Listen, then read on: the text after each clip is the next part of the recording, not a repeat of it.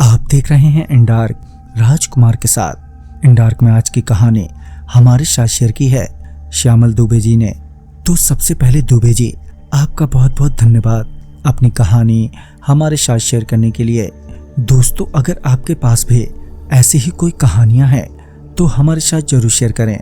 हमारे Instagram ID पर Instagram ID है network_33, जिसका लिंक नीचे डिस्क्रिप्शन बॉक्स में दिया गया है। ऐसी ही और वीडियोस के लिए देखें network33। तो चलिए बढ़ते हैं आज की कहानी की ओर। दुबे जी बताते हैं कि मेरी आंटी एक डॉक्टर हैं जो कि यूपी आजमगढ़ में रहती हैं। उनके साथ एक रात कुछ ऐसा हुआ जिसने उन्हें हिलाकर रख दिया। बात उन सर्दियों की रात की है जब आंटी जी अपने घर में सो रही थी कि उनके घर के दरवाजे पर एक दस्तक हुई।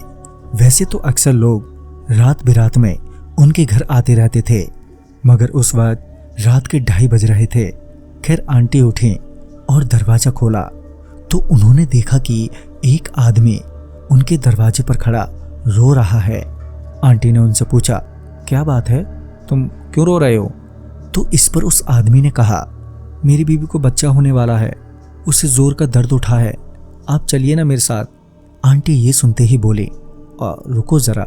फिर आंटी ने अपना बैग उठाया और उस आदमी के साथ उसकी बीवी को देखने चल दिए।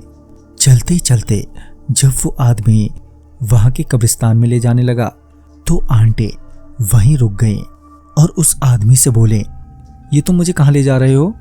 इस पर वो आदमी बोला, जी अपने घर जहाँ मेरी बीवी है।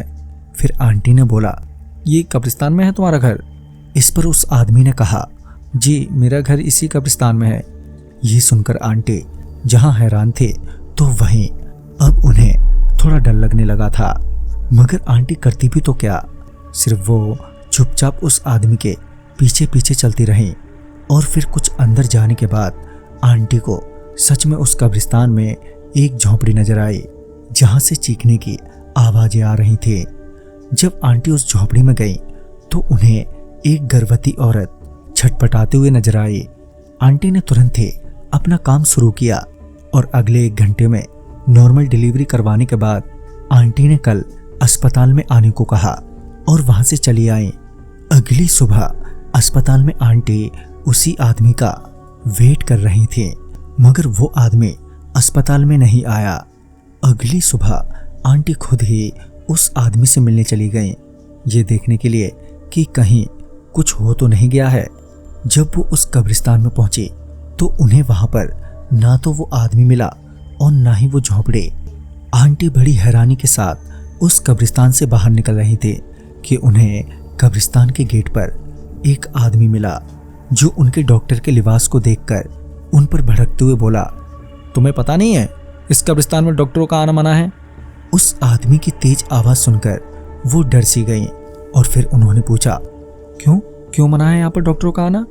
तो उस आदमी ने बताया कि यहाँ पर बहुत से डॉक्टरों की लाशें मिली हैं।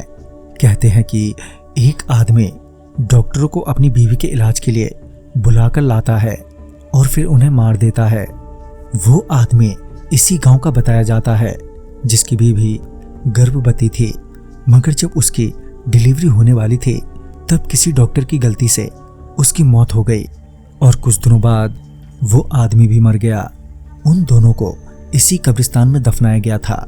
ये सुनकर आंटी के हाथ पैर फूलने लगे थे और उस रोज अस्पताल जाने की जगह अपने घर लौट आई और ये सोचने लगी कि जब वो आदमी सबको मार देता है तो उन्हें क्यों छोड़ दिया। ये सोचते सोचते रात हो गई और आंटी जी सो गईं। फिर देर रात उनके घर के दरवाजे पर एक दस्तक हुई। जब आंटी ने वक्त देखा तो पाया कि रात के 2:30 बज रहे हैं। वो टाइम देखकर थोड़ा डर सी गई, मगर उन्होंने फिर भी दरवाजा खोला। दरवाजा खोलते ही उन्होंने उसी आदमी को अपने सामने खड़ा पाया, मगर अब उसका चेहरा बदला हुआ था, साथ ही वो थोड़ा डरावना भी लग रहा था। फिर उस आदमी ने कहा, कल तुमने मेरी बीवी की नॉर्मल डिलीवरी करा दी, जबकि बाकी के डॉक्टर तो उसकी जान ही ले लेते थे। अगर तुमने भी वही गलती की होती तो मैं तुम्हें भी मार देता। ये बोलकर वो आदमी एकदम से हवा में गायब हो गया। आंटी घर की चौखट पर ही चक्कर खाकर गिर पड़ी। फिर उन्होंने कुछ देर बाद अपने आप को संभाला। फिर उन्हें कुछ नहीं हुआ और वो आज भी रात के वक्त किसी के साथ बाहर जाने से बेहद डरती हैं। तो दोस्तों, इस कहानी में बस इतना ही। कहानी आपको पसंद आई हो तो लाइक शेयर करें और साथ ही हमें कमेंट बॉक्स में ज़रूर बताएं। तो मैं आपका दोस्त राजकुमार जल्द ही मिलूंगा आप ही की भेजी हुई एक नई कहानी के साथ।